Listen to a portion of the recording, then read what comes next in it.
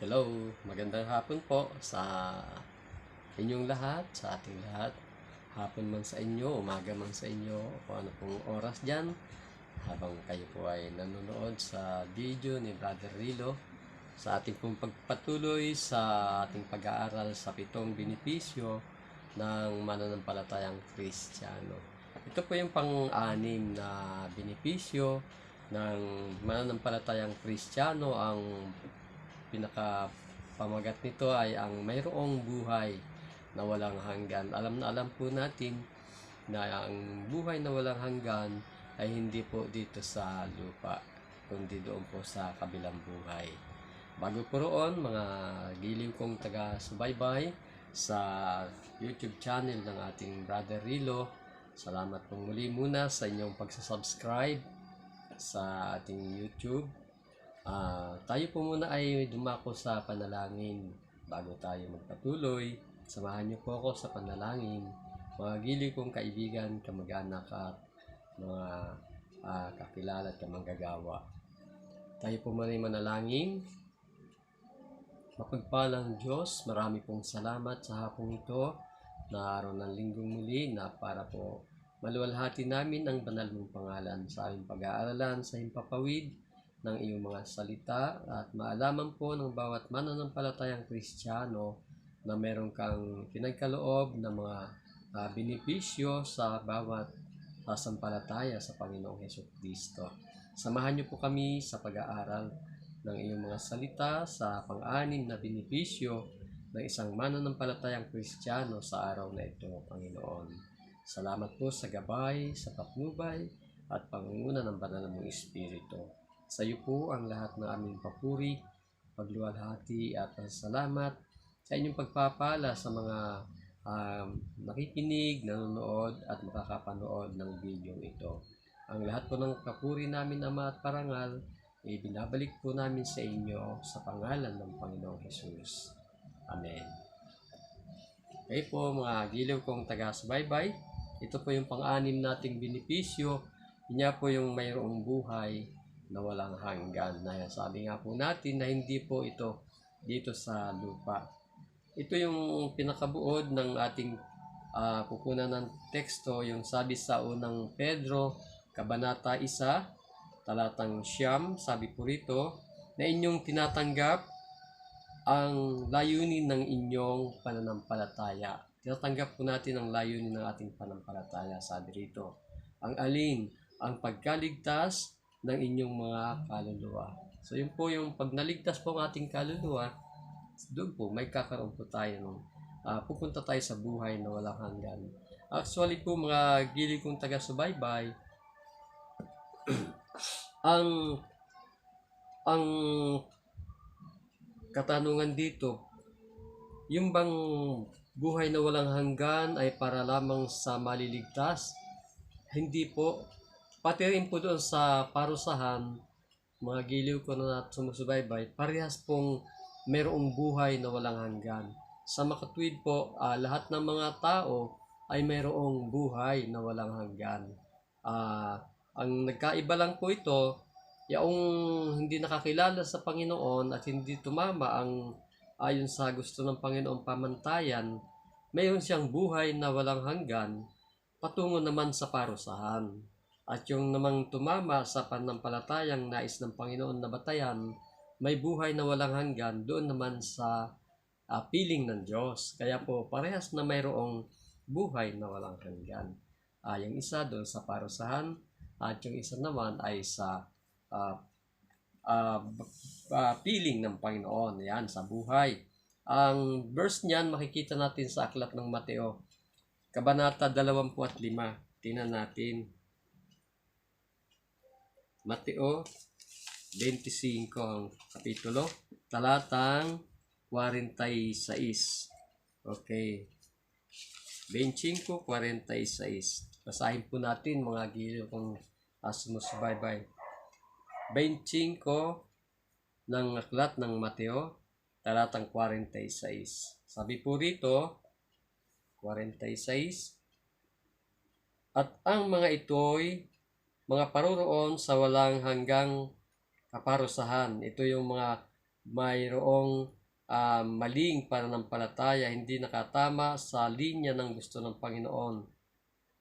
Datapwat ang mga matuwid ay sa walang hanggang buhay. Yan po, mayroong maghihiwalay po yung dalawa.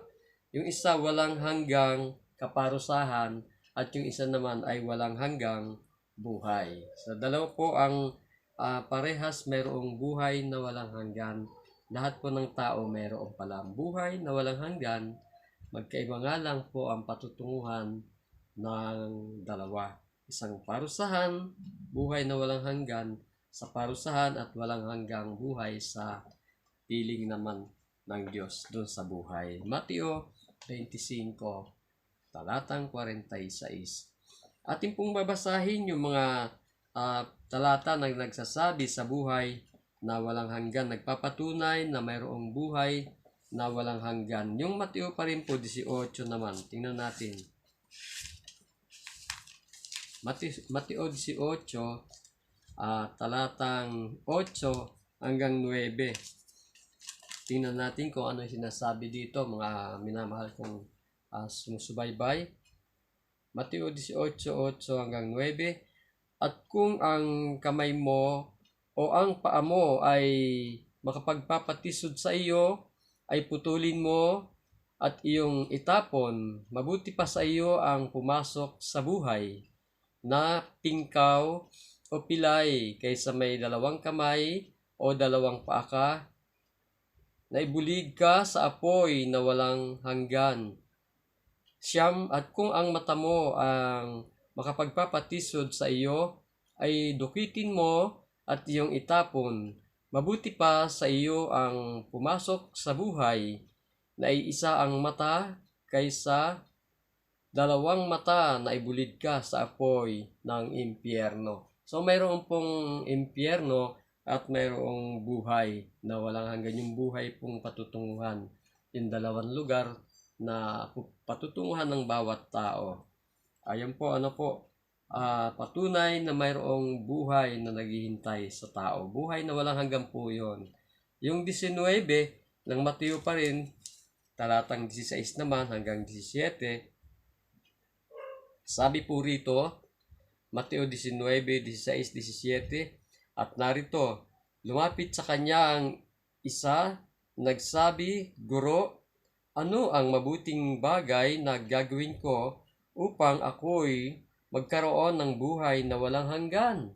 So, nagtatanong din siya, 17, at sinabi niya sa kanya, bakit mo ako tinatanong sa mabuti? O sa akin ang tungkol sa mabuti, may isa na siyang mabuti. Datapwat kung ibig mong pumasok sa buhay, ingatan mo ang mga utos.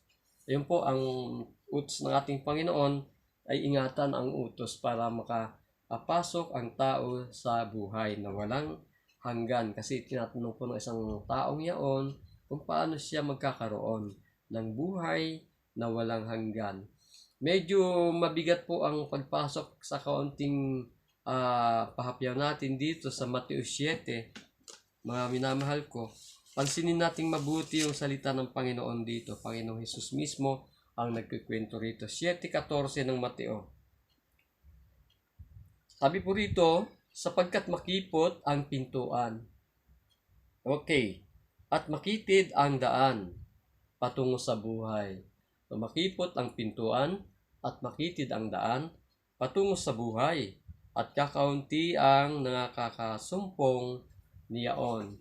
Yun niya, makipot na pintuan at makitid ang daan, medyo kakaunti ang nakakasumpong. Mas marami kasi sa mga tao, sa kasalukuyan, mga minamahal, sa atin ng mga tao, mas gusto natin yung malawak na daan, malapad na daan, at malapad na pintuan para ginhawang pumasok.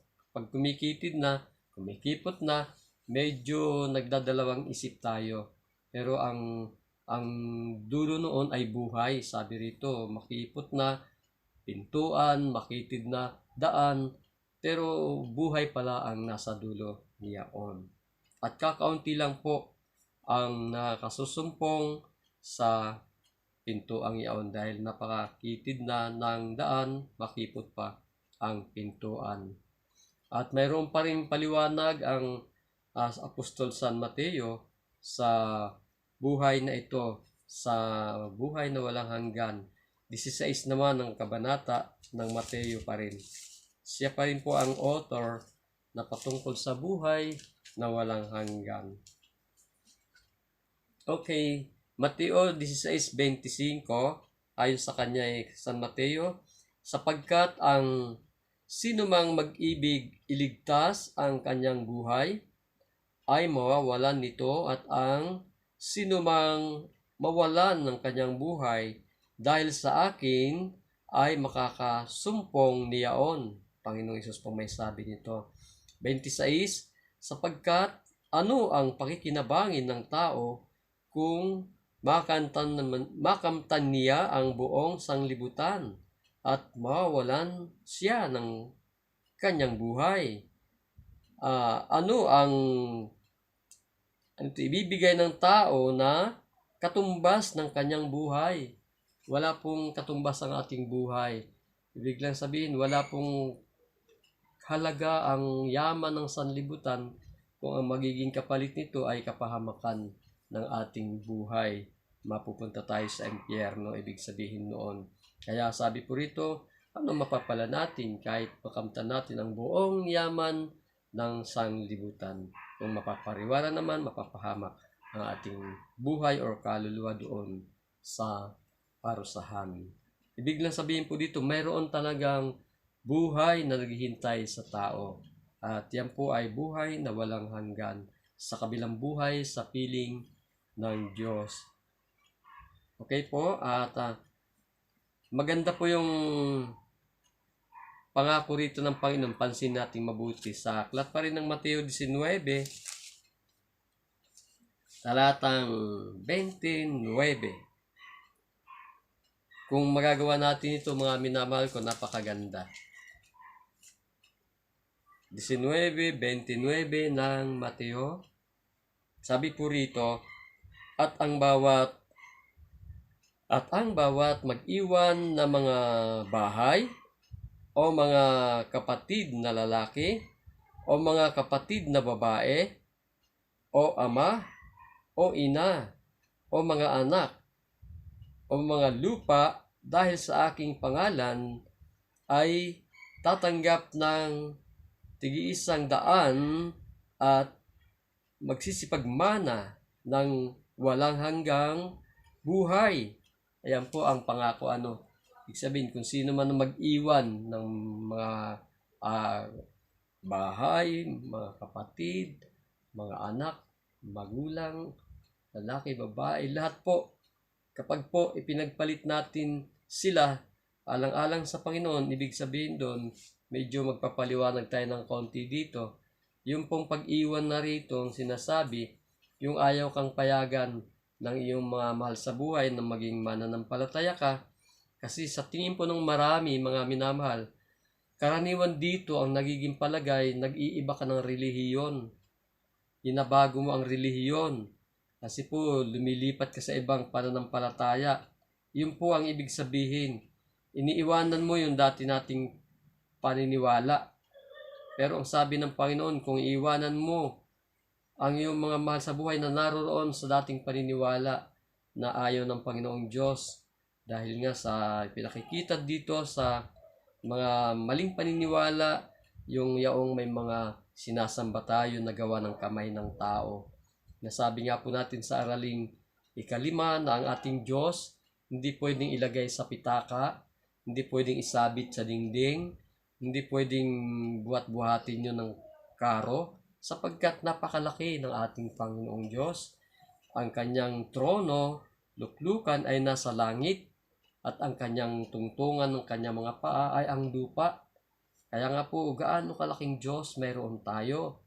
Napakalaki po ng ating Panginoong Diyos. Tapos kung nandun tayo sa dating paniniwala natin, sa maling katuroang itinuro ng ating mga nakagisnan, ay kapag iniwanan mo doon ang iyong mga mahal sa buhay, na binabanggit dito sa Mateo 19, talatang 29, yun po ang sabi ng Panginoon, alang-alang sa Kanya, kung iiwanan mo yung mga yaon, mahal sa buhay, bahay, kayamanan, lupa.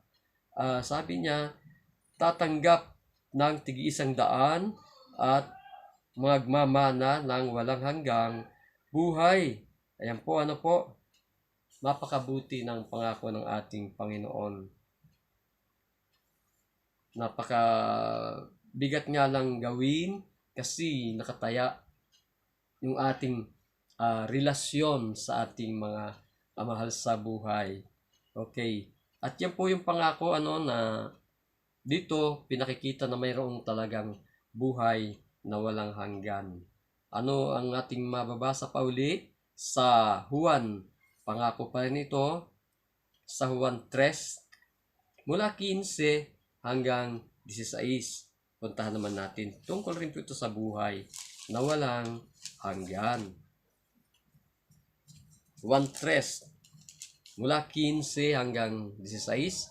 Sabi po rito, upang ang sinumang sumampalataya ay magkaroon sa kanya ng buhay na walang hanggan.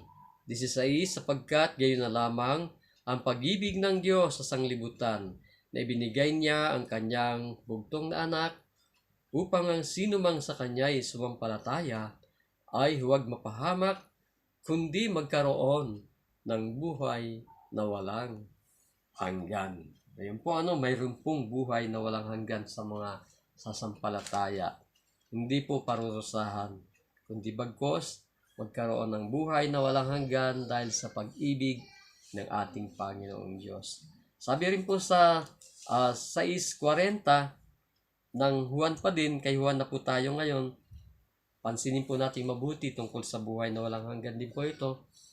Sabi sa 6:40 ng Juan, sapagkat ito ang kalooban ng aking Ama na ang bawat nakakakita sa anak at sa kanya'y sumampalataya ay magkaroon ng walang hanggang buhay at akin siyang ibabangon sa huling araw.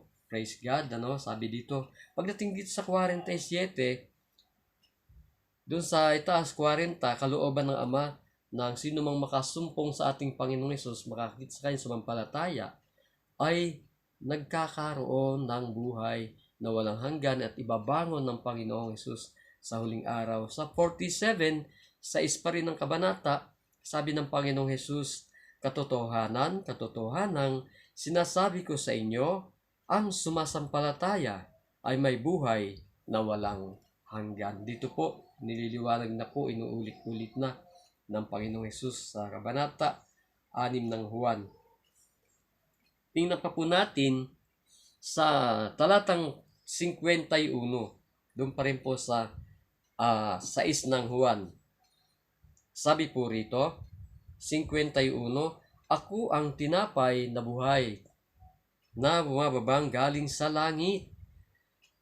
Kung ang sino man ay kumain ng tinapay na ito, siya'y mabubuhay magpakailanman. Praise God, ito na naman, Oo, at ang tinapay na aking ibibigay ay ang aking laman sa makatuwid bagay sa ikabubuhay ng sanglibutan. Yung pong laman na yun, ginaganap natin tuwing tinatawag na Santa Cena or Lord's Supper, pagpuputol-putol ng tinapay pag-inom sa laman ng saro. Sinundan pa po ito sa 58. Tingnan pa po natin. Follow up po sa 14 verse. Verse 58 ng Kabanata 6. Ito ang tinapay na bumababang galing sa langit, hindi gaya ng mga magulang na nagsikain at nangamatay. Ang kumakain ng tinapay na ito ay mabubuhay magpakailanman. At yun niya po inulit niya, yung tinapay na ating pinaparticipate, napakasagrado po niyan kapag po ito ay tinatawag na communion, communion, napakaselan po niyan at napakasagrado. Simbolo ng katawan ng ating Panginoon yung tinapay na ating kinakain. At yung laman ng saro na ating tinatanggap ay sumisimbolo sa banal niyang dugo. Kaya po napakamahalaga niyan mga minamahal ko. At sa pangako dito, mabubuhay magpakailanman ang taong gumaganap nito at kumikilala. Meron pong mga talata dito, mga minamahal, sa Juan 11:25, ang pangako pa din ng ating Panginoon sa katauhan ni San Juan na ginamit niya. Ipinararating sa bawat mambabasa ng Biblia. Kabanata 11, talatang 25 hanggang 26. Sabi ng Panginoon, sinabi sa kanya ni Jesus, ako ang pagkabuhay na maguli at ang kabuhayan. Ang sumasampalataya sa akin, bagamat siya'y mamatay, gayon may mabubuhay siya. 26. At ang sinumang nabubuhay at sumasampalataya sa akin ay hindi mamamatay magpakailanman. Sumasampalataya or sinasampalatayanan mo baga ito? Ang tanong dito kung tayo ay nananampalataya sa katauhan ito ni na magkapatid na Marta at Maria nang mamatay ang Lazaro ay binuhay ng Panginoong Hesus. Bago niya buhayin, nagtanong siya sa magkapatid na babae kung sinasampalatayanan niya siya nito sapagkat siya yung pagkabuhay na maguli.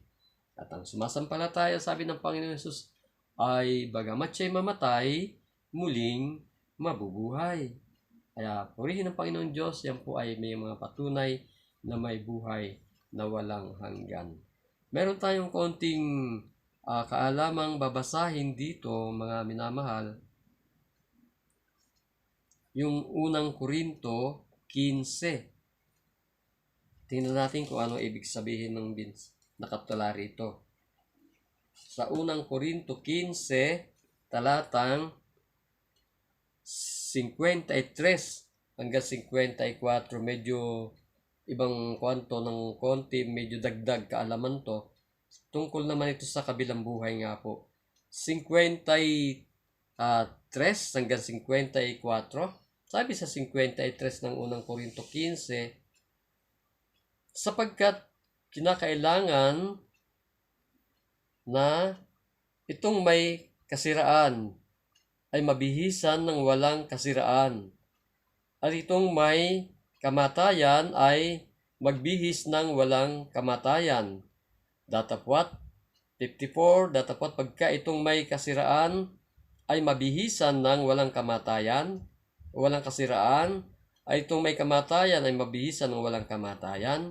Kung magkagayon ay mangyayari ang wikang nasusulat, nilamon ng pagtatagumpay ang kamatayan. Tinutukoy po dito, mga minamahal, yung kasiraan na mabihisan yung ating lupang katawan. Ito pong ating lupang katawan ay may kasiraan pa sa ngayon. Kaya nga po namamatay pa. Papalitan po ito ng sabi dito, walang kasiraan. Bibihisan ito ng walang kasiraan at walang kamatayan pagdating sa kabila. Iyon po yung ipapalit dito sa ating lupang katawan. Kaya po yung gagamitin nating katawan sa kabilang buhay, sa buhay na walang hanggan, hindi na po ito. Pagkat ito'y mabubulok, sasalib sa lupa, pagkat sa lupa tayo kinuha ayon sa kasulatan. At yun po, maghanda ang Panginoon ng makalangit na katawan. At dito po yung mga supporting verse doon. Sa unang Korinto pa rin 15, sabi po rito, mayroon namang katawan sa talatang 40 ng kabanata 15 ng unang Korinto. Mayroon namang katawang ukol sa langit at mga katawang ukol sa lupa. Datapwat iba ang kaluwalhatian ng ukol sa langit at iba ang ukol sa lupa. Iba ang kaluwalhatian ng araw at iba ang kaluwalhatian ng buwan.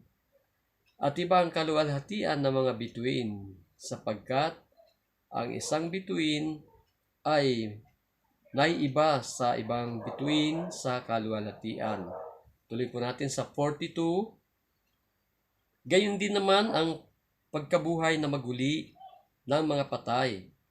Itinatanim na may kasiraan, binubuhay na maguli na walang kasiraan. Ayun po yung katawan natin, sabi nga, itinatanim na may kasiraan. Namatay tayo dahil sa sakit, karamdaman, nasira ang katawan. Namatay, tinanim, nilibing, kaya tinanim. Sabi rito, binubuhay na walang kasiraan. Binubuhay na maguli na walang sira. Wala na yung sira.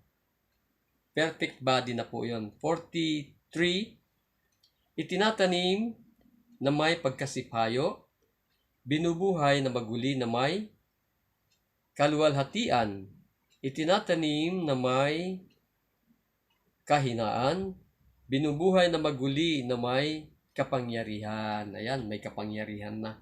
Pag binuhay na maguli, kaya nga ang ating Panginoon bigla na lang lumilitaw sa kalagitnaan nila, di ba? Tumatagos sa mga pader. Kasi may kapangyarihan na po. At ganun po ang katawan na inihanda sa atin ng ating Panginoon sa kabilang buhay. Verse 44, tuloy natin, 15 ng unang Korinto, Kabanata 15, talatang 44. Itinatanim na may katawang ukol sa lupa, yung tinatanim, nililibing at binubuhay na maguli na katawang ukol sa espiritu. Kung may katawang ukol sa lupa, ay may katawang ukol sa espiritu. Ayan po, siguro po nadagdagan po yung ating kaalaman ng kahit papaano na mayroong buhay na walang hanggan ang tao, lahat ng tao. Magkakaiba lamang po ito doon sa lugar na ating pupuntahan. Pareho pong buhay na walang hanggan yon. Yung isa sa parusahan at yung isa naman sa buhay sa piling ng ating Panginoon. Doon nating gugugulin ang buhay na walang hanggan, wala nang katapusan. Yan po, At napakahalagang malaman natin ang napakagandang talatang ito na ipinaalam sa atin ng Panginoon. Napaka-liwanag. Basahin nating mabuti ang unang Juan po, mga minamahal. Pakinggan po ninyo. Unang Juan 5:13. Siguro isama muna natin yung 12.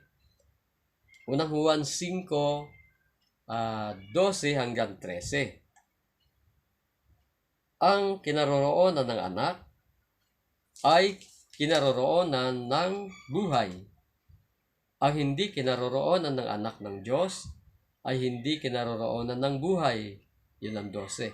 Pagdating po sa 13, ang mga bagay na ito ay sinulat ko sa inyo upang inyong maalaman na kayo'y mayroong buhay na walang hanggan.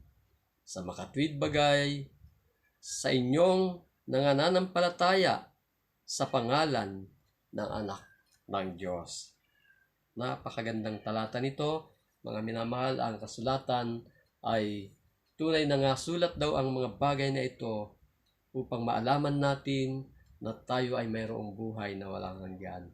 Sa makatwid bagay, sa inyong nananampalataya sa pangalan ng anak ng Diyos.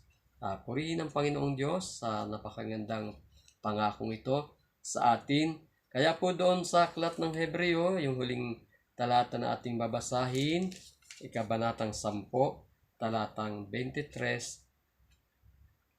Sabi po rito, Hebreo 10:23,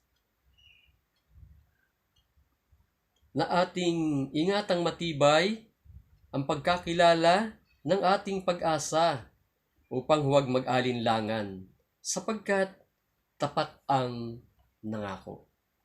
Tapat po ang Panginoon sa kanyang pangako. Huwag tayong mag-alinlangan, mga minamahal kong nakikinig, nanonood, sumusubaybay sa ating lingguhang pag-aaral sa Himpapawid tungkol sa salita ng Diyos. Sabi rito, muli kong babasahin po, na ating ingatan nating matibay ang pagkakakilala ng ating pag-asa upang huwag mag-alinlangan, sapagkat tapat ang nangako. Alam natin ang nangako ay ang Panginoon, ang ating Diyos na buhay na makapangyarihan sa lahat, na hindi marunong magsinungaling. Siya po, kung ano yung kanyang pangako, sabi ng Biblia, tumutupad siya sa mga pangako niya. Ang kanyang tipan Kanya itong tutuparin sa tamang panahon. Kaya po, marami pong salamat sa anim na benepisyo na ating natutuhan mula sa banal na kasulatan, ang Biblia na ating pinag-aaralan. Hindi man po tayo magkaharap sa mukhaan, mga minamahal ko, ay nakapag-aaral tayo sa himpapawid. Nawa po ay patuloy po kayong sumubaybay sa ating mga pag-aaral. Marami po ang mga benepisyong ito. Kinuha lang po natin yung 7, doon pa lang po kasi ay napakasagana na po ng mga pangako. Mahalagang malaman natin ito. At yung pang 7 natin sa susunod na linggo, kalooban ng Panginoong Diyos, yung pong pagiging templo ng Espiritu Santo. Malaman po natin yun, na mahalaga malaman ng taong mananampalatayang Kristiyano na siya isang templo ng Espiritu Santo. Ano nga po uli yung 6 na ating nauna ng napag-aralan na mga benepisyo ng isang mananampalatayang Kristiyano? Sabi po rito, una ay naging anak ng Diyos. Pangalawa, naging isang bagong nilalang. Okay po, ang pangatlo, mayroon po tayong tatak ng Espiritu Santo. At yung pang-apat, nakatala ang ating mga pangalan sa aklat ng buhay sa langit. Nakarehistro po ang lahat ng mananampalataya. At yung pang-5 ay meron tayong makalangit na pagkamamamayan, yung binasa natin na heavenly citizenship. At yung katulad natin na mga senior na 3 na ang ating citizenship kung mananampalataya po kayo. Filipino citizenship, heavenly citizenship, at senior citizen na po. At pang-6, yun nga po yung ating pinag-aralan ngayon, may buhay kang walang hanggan. Pang-7 ay panghuli natin sa next Sunday, kung kalooban ng Panginoon, naging templo tayo ng Espiritu Santo. Nakalain po na tayo ay gawing tahanan ng Espiritu Santo, yung ating lupang katawan, ginawang templo, di po ba? Napakaganda niyan at napakainam, napakadakilang bagay na ginawa ng ating Diyos, na tayo ay sa kabila na tayo ay makasalanan at balot ng kasalanan ay nilinis tayo. At nang tanggapin natin ang Panginoong Hesus, naging anak ka ng Diyos, binago ka, naging isang bago nilalang, nakuha mo yung 6 na yon, templo ka, templo tayo ng Espiritu Santo. At ito, mananahanan sa atin ang Espiritu Santo, at siya yung magtuturo sa atin, magbibigay ng unawa para maintindihan natin ang mga salita na ating naririnig mula sa banal na kasulatan, ang salita ng Diyos. Pag wala po tayong Espiritu Santo, hindi pa po natin ito mauunawaan. Mababasa natin, maririnig natin, pero walang effect. Wala siyang dating sa ating, parang hindi siya masarap kung sa pagkain. Meron niya tayong narinig na awit, mga minamahal, na ang sabi ng isang awit na yon, ang mga awiting makalangit, masakit daw sa pandinig o sa tenga ng hindi mananampalataya. Masakit sa kanila, nakakakulili, kumbaga hindi magandang pakinggan, kasi nga wala pa sa kanila yung Espiritu Santo. Yung Espiritu Santo na siyang magbibigay ng lasa at unawa patungkol sa salita ng Diyos at patungkol sa maka-Diyos na mga bagay. Hanggang dito po, at magandang araw pong muli sa ating mga tagapakinig, taga-subaybay sa YouTube channel ng ating Brother Ilo. Pagpalang araw sa ating mga mahal sa buhay. Sa Kabisayaan muli, binabati ko na mapatuloy kayong makinig, mga minamahal kong kamag-anak, mga Lupera, Mindigo, Kumpyo, Indik, maging sa Tacloban sila Kuya Rod, pamilya niya. Naway panoorin niyo po at pakinggan ang mga aral ng salita ng Diyos. At maging ang aking mga pamangking lampayan, sila Eldon Edison, si Edin, at maging sa bayaw na Johnny, sa Tacloban din po sila. Pagpalain kayo ng Panginoong Diyos, naway maintindihan nyo bigyan kayo ng Panginoon ng pagkaunawa sa salita ng Diyos. At gayon din po ang aking mga pamangkin na Ridonya sa lugar ng Santo Niño, Tanawan, Leyte ay anak ni kapatid ko na Mana Rusing, Mano Biog. Mga Ridonya naman po ang apelido nila, sila Gary, si Josie, si Noel, si Edwin, at si Leia, si Alma, at kaya si Nimpa dito po na binawian na ng buhay. Pagpalain kayo ng Panginoon, marinig ninyo ang mga aral ng Biblia. Hindi ko po ito aral. Ginagamit lang po ako ng ating Panginoong Diyos. Gaya ng aking pamangkin na si Alvin. Mga Miralles naman po yung Miralles. Ang mga Miralles, pamangkin ko na rin po dahil sa bayaw ko, si Mano Lino. Pagpalain kayo ng ating Panginoong Diyos. Alvin, ginagamit siya ng Panginoon. Santo Niño rin po yan, Tanawan, Leyte. At sa mga aming pamangking kapitan, si Alex ng Miralles ng Santo Niño. Ang ating barangay captain, God bless sa inyo ni Dayan. Gayon din po, maintindihan naman ninyo ang pag-aaral natin sa Himpapawid. Gayon din si Albert at Janice, Miralles din po at Buko. Ayan, naging Buko naman si Janice. Pagpalain din kayo ng Panginoon Diyos. Si Juan Pusong natin, si Alan Miralles at si Maya. Ayan, pagpalain kayo ng Panginoon sa ating buhay spiritual. Nasa Tacloban naman sila yata namimirmihan. At kayo din po ang ating pamangkin kay Manaayak, si Malin at si Ariel Garcia naman siya dyan. Si Garcia naman, sila Mariel, mga pamangkin ko po, si Mariel. Or apo na pala, apo, Garcia. Ayan, purihin ng Panginoon Diyos, yung mga Mindigo dyan sa kabilang bayan ng kalsada, mga anak naman ng kapatid ng nanay ko, anak ni Tatay Ronding, La Romy, Mindigo yan. At pagtawid mo sa pagdinis sa kadiretsuhan namin, mga anak ni Tatay Panyong, mga Mindigo rin. Sila Tirso, magkakapangalan na po dyan ng mga Mindigo. Pati yung mga anak ni Tatay Usoy at Nanay Choling, mga Mindigo rin po. Ang sila Omi na aking kakababata, ang kapatid ni Kuya Pupot namin, ang kaanak ni na Tatay Usoy, si Rosana, ang misis niya. At salamat sa Panginoon, nawa mapanood man ninyo ito. Huwag pa yung mag-atubili na kung may tanong kayo, pwede kayong likes or magtanong comments. Tandaan po ninyo, ito po ay mula sa Biblia. Hindi man po ako nakapag-aral ng 10 taon, gaya ng ating nakagisnan. Ang sino mang nakakaalam ng katotohanan ay mayroon na pong karapatan na mamahayag ng salita ng Diyos. Kasi po, ito ay sabi ng Panginoon, ibahagi natin ng walang bayad.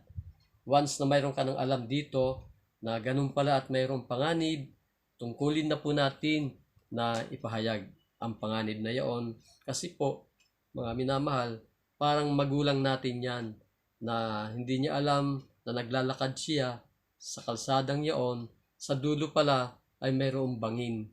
Mahuhulog siya. Ngunit ikaw na anak kanya o kamag-anak mo siya, o kaya hindi mo man siya kaano-ano, ngunit nakikita mong naglalakad sa kalsadang iyon, may bangin doon na hindi niya nalalaman. Titiisin mo ba na siya ay hayaan lang na maglakad doon o sasawayin mo siya at sasabihan mo, Nay, huwag po kayong tumuloy, may bangin dyan. Mahuhulog po kayo. Ganun lang po ang ibig sabihin ng Panginoon. Na pag nahulugan tayo ng alagang tupa sa balon, bukas mo po ba kukunin kung may tubig doon? O kukunin mo na ngayon? Ganun po, para mailigtas yung tupa o aso man yung o anumang hayop. Kailangan kunin mo na ngayon. Pahayagan mo na at nasa sayo na ang pananagutan. Kaya po tayo ay namamahayag ng salita ng Panginoon. Dahil lalong-lalo na ngayon, nawala na ang mga face-to-face, puro online na, napabor po ang sitwasyon sa amin, na nakapagpapahayag kami hindi lamang sa loob ng iglesia. Mas lumawak pa ngayon. Lahat sa buong mundo po pwede pong mapanood ito at magamit tayo ng Panginoon para sa kanyang kaluwalhatian, kapurihan. at karangalan. Maipakilala natin ang Panginoong Hesus na siya lamang ang tanging daan, ang katotohanan at ang buhay, sabi niya. Walang makaparoon sa Ama kundi sa pamamagitan niya. O ibig sabihin, walang makaparoon sa Ama kundi liban kung dadaan sa Kanya.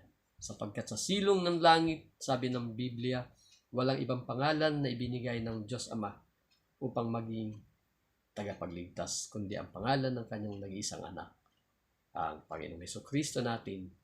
Ayun po mga minamahal kong taga-subaybay sa ating pag-aaral sa Himpapawid sa YouTube, sa online, ng salita ng ating Panginoon. Siguro kung meron man ako hindi nabati, sila Manayak, Manolino, no? Yan sa Tanawan, Santo Niño, si Mana Triponia, ayan, si Mana Cirila Gabon, sa Tacloban, sila ni Mano, at ayan, na nakakachat natin, sila Mana Triponia, sino pa ba? Diyan sila Landa, ayan, si Noel, si Landa, ayan, magchat tayo niyan, at maging yung si Lisa, ayan, si Lisa ni Noel. Ayan, salamat sa Panginoong Diyos. At iba pa nating mga kababaryo dyan. Hindi po ako ganong kilala dyan sa Santo Niño. Kasi nung umalis po ako dyan, ay labing isang taon pa lang ako. Hindi 14, 11 taon ako. 1967, nung mamatay yung tatay namin, Tatay Perto. Ako po yung bunso sa lalaki. Ang sumunod sa akin, si Ella, na namatay na rin po. At yun niya, yung anak niya sa Tacloban, sila Eldon, Edison, Edin, Lampayan. Ang asawa niya si Bayaw na Johnny. Ngayon po ay kasalukuyang nagpapagaling sa kanyang mild stroke. Ayun po, ako po ay pag umuwi dyan, di ko po rin kilala ang madaming tao. Yun lamang pong naging inabutan kong kalinsabay ko. Hanggang grade 4 po ako dyan sa kay Ma'am Canyedo, sa Ma'am Compio, grade 3, Ma'am Canyedo, grade 4. Tapos naalis na po ako, 11 taon ako noon. At pag nauwi po ako, hindi po ako kilala ng mga tao na ako ay anak ni Nanay Pili. Ako yung bunso. Ang sinundan ko, si Manayak. May pagitan kami ni Mano Luther. Si Mano Luther muna, then si Manayak. Tsaka pa lang ako, tsaka si Ella. Yung sa taas naman na 4, 8 kami. Ang pinakamatanda namin, si Mana Rosing. Yung nanay ni mga Redonya, nanay nila Gary, asawa ni Mano Biog, taga Can Ramos. Sumunod si Babay Enric. Yata si Mana Bining pa. Tapos si Babay Enric. At tsaka pa lang si Mano Marian. Ayun. Tsaka pa lang si Mano Luther, sa Manayak, at ako din si Ella. Awa ng Diyos, tatlo na lang po kaming natitira sa kapurihan ng Panginoon. Si Mano Marian, katabi ko rin ng bahay sa Baliwag, at ako, din si Manayak natin na dyan sa Santo Niño. Survivor po sila ng Yolanda. Natutuwa tayo sa Panginoon. Pero po hanggang dito na muna, para hindi matagal upload pag humahaba ang oras. Muli po, ito ang inyong Brother Rilo Mendigo Lupera Indicum